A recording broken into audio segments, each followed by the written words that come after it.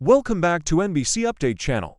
Today we will learn about the issue of EJ DiMera dropping his defenses and begging Sami Brady to remarry him as her shocking return to Salem upends every alliance, every rivalry, and every fragile heart in town. Sami's explosive return.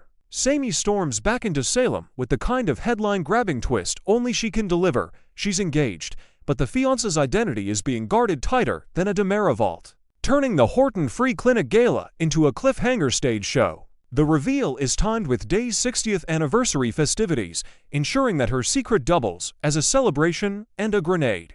With the gala crowd buzzing about whether the lucky man is an old flame or a startling new connection. A grandmother with a plan. Sami isn't just flashing a ring, she's here to dote on her newest grandson, Trey, the adorable child of Johnny and Chanel. And she even organizes a baby shower that lets the Brady and DiMera branches pretend, briefly, that peace is possible. The shower becomes a strategic set piece, gifts, games, and glances, as Salem's finest watch Sami for clues about whether the engagement points back to her past or forward to a clean slate. EJ's pride versus his heart. For EJ DiMera, Sami's engagement is a surgical strike on his carefully arranged composure, and despite his urbane posture, he's rattled by the idea that her heart might be beyond reach for good. The man who thrives on leverage senses, he has none here, and that's exactly why he contemplates the unthinkable, dropping the DiMera swagger and asking for another chance at forever. The remarry plea. EJ's plea is less a proposal than a confession, a vow to rebuild trust shattered by years of scheming, standoffs, and poorly timed revelations. And it lands like thunder because it's honest in a city addicted to spin. He asks Sami to remarry him not from a place of strategy, but surrender, knowing she may be promised to someone else when the curtain finally lifts on her fiancé's identity. History that can't be ignored. Their history is a braid of love, vendetta, and legacy wins, ultimatums. And a marriage forged under pressure when family safety seemed to hinge on a bridal yes, all of it leaving scars and muscle memory in equal measure. Every Salem resident remembers how EJ and Sami can flip from co-conspirators to combatants in one scene and back to soulmates in the next. And that volatility is exactly why his remarriage plea feels both dangerous and inevitable. The mystery fiancé question. Speculation swirls. Could the fiancé be a redeemed Lucas, whose name keeps surfacing alongside talk of returns and unfinished business, or a completely unexpected blast from Sami's storied past? Others read the tea leaves and deem EJ an unlikely candidate, given his obligations and entanglements, which only sharpens the stakes of his plea if he's not the man holding that ringer, if he wants to be the man reclaiming it. The gala as a battlefield. The Tom Horton Free Clinic Gala is poised to host three reveals: the fiancé's name, EJ's public or private appeal, and the family's reaction to a future where alliances must be redrawn around Sami's choice. Applause could turn to gasps in a heartbeat, and a champagne toast might melt into a tug-of-war for Sami's heart, with EJ forced to accept that love cannot be negotiated like a merger. Family fallout and fragile truces. Will, Marlene, and Roman will assess EJ's bid with protective skepticism, mindful that Sami's love life has too often been a hurricane in Brady homes. While Johnny and Chanel simply hope calm can survive for Trey's sake. Even DiMera corridors will hum with wagers and whispers, because any move EJ makes towards Sami reshapes the balance of power that props up the family name. Why EJ begs now? EJ understands timing, a milestone anniversary, a community gala, and Sami's halo as a returning matriarch are the conditions under which a sincere plea might cut through the noise of old grudges. He also grasps the optics is not the puppeteer here, and embracing humility could be the one gesture Sami hasn't seen from him in years, the only courtesy left that she might trust. What Sami needs to hear. Sami doesn't reward speeches, she rewards consistency, and any promise of remarriage must be paired with a track record of restraint, transparency, and family-first choices that survive pressure. If EJ proves he can prioritize her peace over his pride, the memory of their fiercest battles could become the foundation for their fiercest loyalty. But she tests him at every step. The baby shower spark. At the baby shower, expect mischievous toasts and suspicious side eyes. The perfect crucible for EJ to show grace under gossip, and for Sami's mystery manif presento signal whether he's ready for Brady DiMera weather systems. A small, human momente holding Trey, or letting Johnny take center stage without turning it into a proxy fight cowled say more than any diamond or declaration. Possible paths forward. If the fiancé's Lucas, EJ's plea becomes a referendum on growth versus comfort, reigniting a triangle that Salem knows too well and still can't resist. If it's someone entirely new, EJ must prove he can outlast novelty with substance, letting history be an anchor, not a shackle, and that test may decide everything. Stakes for EJ's legacy. A rejected plea would sting, but it could also mark the first time EJ protects Sami's happiness without angling for a return on investment, a legacy move with long-term dividends in respect. A successful plea, meanwhile, would rewrite a troubled epic into a mature sequel-less fireworks. More concise, both can accept the cost of true reconciliation. The moment of truth. When the gala lights flare and the announcement lands, EJ's eyes will tell the story. Win, lose, or fight on, the begging is really a promise to be better, not just a bid to be chosen. And in Salem, where second chances are a native language, a humble DiMera asking for a Brady's forever may be exactly the plot twist this anniversary demands. Part 2. Monday, November 10, 2025, Salem, USA.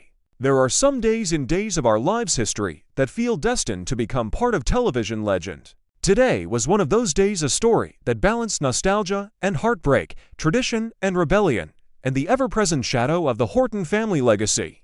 In an episode that beautifully intertwined the past and present, Salem's first family, the Hortons, once again stood at the center of both celebration and turmoil. As the town gathered to honor 60 years of Days of Our Lives history and the memory of Dr. Tom Horton, two parallel stories unfolded, one filled with pride and reverence, the other with anger and legal threats that could tear the family apart. The gathering at Horton Square, a tribute to 60 years of stories. Horton Square has always been the heart of Salem, a place where generations have gathered to mourn, to celebrate, and to remember who they are. Today, it became something even more special, the setting for a grand reunion, marking the 60th anniversary of Days of Our Lives and the legacy of the family that started it all. Julie Williams Susan Seaforth Hayes, the matriarch who has lived through every joy and tragedy Salem could offer, stood at the center of it all, radiant and nostalgic. Beside her was Marie Horton Marie Cheatham, returning home after years away to attend the Tom Horton Free Clinic Gala, a cause that honors her late father's lifelong dedication to helping others. The moment Marie stepped into Horton Square, it was as if time folded in on itself. There was laughter, there were tears, and there was the unmistakable echo of history, the memories of Alice Horton's donuts, Tom Horton's wisdom, and the family's long, complicated path through love and loss. Julie, ever the storyteller, took Marie's hand and led her toward two young faces, Holly Jonas, Ashley Puzemis, and Tate Black Jamie Martin Mon, teenagers who had come to the event for a class project but quickly found themselves captivated by what they heard. "Sit down, dears," Julie said, her eyes twinkling.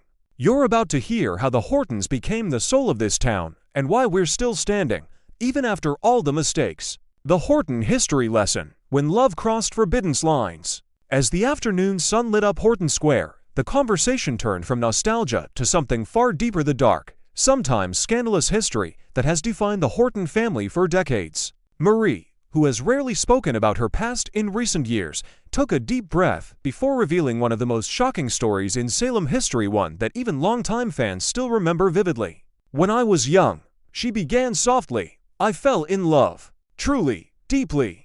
But I didn't know at first that the man I loved was my own brother." The words seemed to hang in the air. Holly and Tate froze, their eyes wide with disbelief. Even after all these years, the confession had power, the kind of raw emotional truth that only Days of Our Lives could deliver. Julie nodded solemnly, placing a comforting hand on her aunt's arm. "We were a family built on love, but sometimes love led us into heartbreak," she said. "Salem has always been a place where people fall, forgive, and try again." It was a lesson for the young listeners that even the most respected families have secrets, that perfection is often an illusion, and that redemption is a journey that never truly ends. As they spoke, old memories resurfaced, the tragedies that bound the Hortons together, the loves lost and rekindled, the sacrifices that made them who they are. It wasn't just a history lesson, it was a reminder that the Horton name has survived because of honesty, courage, and the willingness to face even the ugliest truths. Holly and Tate, the next generation, steps into the light. Later that evening, as the gala's music faded and the stories lingered in their minds, Holly and Tate found themselves at a quiet corner bar. The day had stirred something in both of them, a recognition that their own youthful mistakes were not so different from the Horton scandals of the past. The Hortons weren't perfect, Holly mused, stirring her drink thoughtfully. They made mistakes, fell in love with the wrong people, fought, but they still forgave each other. Tate smiled ruefully. Guess that means there's still hope for us, huh? The tension between them had been building for weeks, young love tested by jealousy, missteps, and misunderstandings. But tonight, inspired by the forgiveness and resilience of the Horton story, Tate decided to take a chance. I've messed up, he admitted, but I've learned from it. I want to make things right with you. Before Holly could respond, he leaned in and kissed her. She paused surprised, perhaps, then smiled softly and whispered, "It's a start." And with that, they kissed again, sealing a moment that echoed the past while writing a new beginning for Salem's next generation. Meanwhile in Salem, Jennifer's battle against Chad turns explosive. But not everyone in Salem was feeling sentimental. Across town, another Horton was making headlines for a far less heartwarming reason. Jennifer Horton Devereaux Melissa Reeves, usually the voice of reason and compassion, shocked Salem by announcing that she was prepared to sue for custody of Chad DiMera, a move that left friends and family reeling. The tension between Jennifer and Chad Billy Flynn has been simmering for weeks. What began as a disagreement over family loyalty and legacy has spiraled into something deeply personal. Chad, still grieving and rebuilding his life, has been leaning heavily on his independence, something Jennifer fears is leading him down a dangerous path. Sources close to Jennifer say she feels betrayed, not just by Chad's choices, but by what she sees as his rejection of Horton values. He's a DiMera now, one confidant whispered, but Jennifer still sees him as part of the family. She can't just stand by while he destroys everything Tom and Alice built. Her decision to take legal action was described as drastic, but necessary. In her view, Chad has become reckless, too entangled in DiMera power plays, and too dismissive of the family that once gave him shelter. She's not trying to punish him, Julie explained privately. She's trying to save him, even if it means a war. Julie and Marie react. The past repeats itself. When word reached Horton Square that Jennifer intended to go to court, Marie's face paled. Another battle, she murmured. It never ends with this family, does it? Julie sighed, shaking her head. Every generation thinks it's the first to fight for what's right. But the truth is, we've been fighting the same battles for 60 years: love, loyalty, forgiveness. Sometimes we just forget the lessons our parents taught us. The older women shared a look of understanding, a look born of decades of watching history repeat itself. The Hortons have survived affairs, betrayals, deaths, and resurrections. But now, as Jennifer prepares to drag one of her own into court, they can't help but wonder if this might finally be the fight that breaks them. The echo of Tom and Alice Horton. The day's events, both joyous and painful, served as a reminder of how deeply Tom and Alice Horton's legacy still runs through Salem.